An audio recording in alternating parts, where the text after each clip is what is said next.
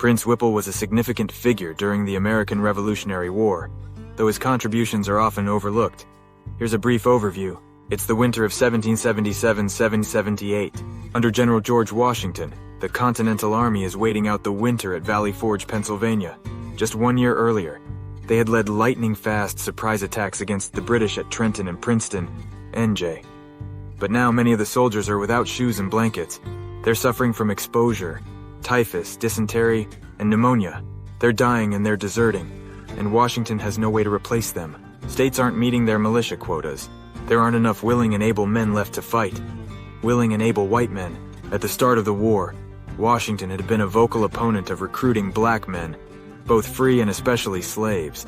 Most Southern slave owners, and many Northern slave owners, found the idea of training and arming slaves, and thereby abetting a possible slave rebellion far more terrifying than the British. Black men had long served in colonial militias, and probably even saw action during the French and Indian War, explained retired Major Glenn Williams, a historian at the U.S. Army Center for Military History.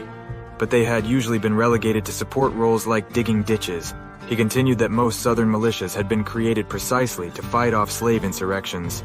As war with Britain broke out in the spring of 1775, however, Massachusetts patriots needed every man they could get, and many black men, both slaves and free, served bravely at Lexington and Concord, and then at the Battle of Bunker Hill. In fact, according to documents archived on fold3.com, a former slave named Salem Poor performed so heroically at Bunker Hill, exactly what he did has been lost to history, that 14 officers wrote to the Massachusetts legislature, commending him as a brave and gallant soldier who deserved a reward.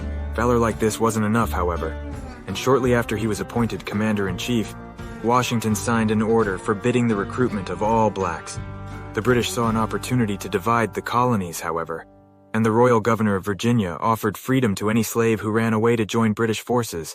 Thousands took him up on it, and Washington relented almost immediately. The famous picture of him crossing the Delaware on Christmas Day 1776 also features a black soldier who many historians, according to Come All You Brave Soldiers by Clinton Cox, believe is Prince Whipple, one of Washington's bodyguards, who had been kidnapped into slavery as a child and was serving in exchange for freedom. Another black soldier, Primus Hall, reportedly tracked down and single-handedly captured several British soldiers after the Battle of Princeton a week later. These were freemen, however, freemen and slaves who were serving in place of their masters, fighting for the freedom they would never see for themselves. In many cases, their enlistment bonuses or even their pay went straight to their masters. Washington still wasn't prepared to go as far as recruiting and freeing slaves, but many Northerners had begun to question how they could call for freedom and enslave others. As that terrible winter at Valley Forge dragged on, the state of Rhode Island learned it needed to raise more troops than it could supply. State legislators not only promised to free all black, Indian, and mulatto slaves who enlisted in the new 1st Rhode Island Regiment, but also offered to compensate their owners. Desperate for manpower, Washington reluctantly agreed, and more than 140 black men signed up for what was better known as the Black Regiment, according to Williams, and served until General Lord Charles Cornwallis surrendered at Yorktown, Virginia, in 1781. They fought so bravely, and inflicted so many casualties on Hessian mercenaries during the Battle of Newport, Rhode Island, in the summer of 1778, that Williams said one Hessian officer resigned his commission rather than lead his men against the 1st Rhode Island, after the unit had repelled 3 fierce Hessian assaults. He didn't want his men to think he was leading them to slaughter. The 1st Rhode Island was a segregated unit, with white officers and separate companies designated for black and white soldiers. It was the Continental Army's only segregated unit, though. In the rest of the army, the few blacks who served with each company were fully integrated. They fought, drilled, marched, ate, and slept alongside their white counterparts. There was never enough food, clothes, or even money for anyone. But they shared these hardships equally. After watching a review of the Continental Army in New York, one French officer estimated that as much as a quarter of the army was black. He may have been looking at the 1st Rhode Island, or units from Connecticut and New Jersey, which also had high rates of black enlistment. Williams explained.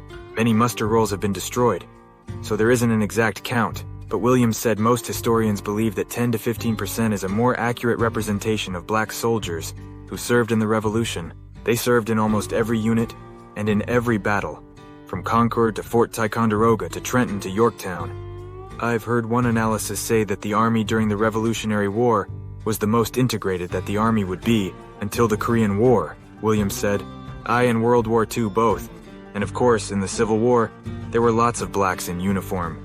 But the men were segregated into separate units. Even the Rhode Island Regiment was half black and half white. And the men were segregated into their own companies. But in the rest of the army, they were integrated throughout the regiments. It was a war for freedom, not only for their country, but also for themselves.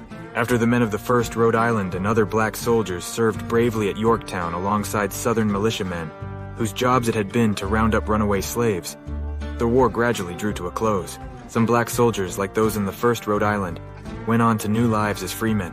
Far too many, however, returned to the yokes of slavery, some for a few years until their masters remembered promising to free them if they served. But others, having fought for freedom, were doomed to remain slaves forever. The new Congress passed laws forbidding blacks to serve in the military, and by the time it offered pensions to the veterans of the Revolutionary War, Williams said that most of the black heroes were already dead. If they were misrepresented in our histories before, then we owe it to them to make sure we include it now, because they certainly did their part to earn not only their own freedom but ours as well. Although not widely recognized, efforts are being made to bring attention to Prince Whipple's story, acknowledging his role in shaping American history. Prince died in 1796 and is buried in Portsmouth's historic Old North Cemetery. I'm Sean Young. Thank you for joining us on Histon News Chronicles for another insightful journey through history. If you enjoyed this video and want to continue exploring the fascinating tapestry of our past, don't forget to hit the subscribe button and turn on notifications so you never miss an update. From all of us here at Histon News Chronicles, again, thank you for being a part of our historical journey. See you in the next video.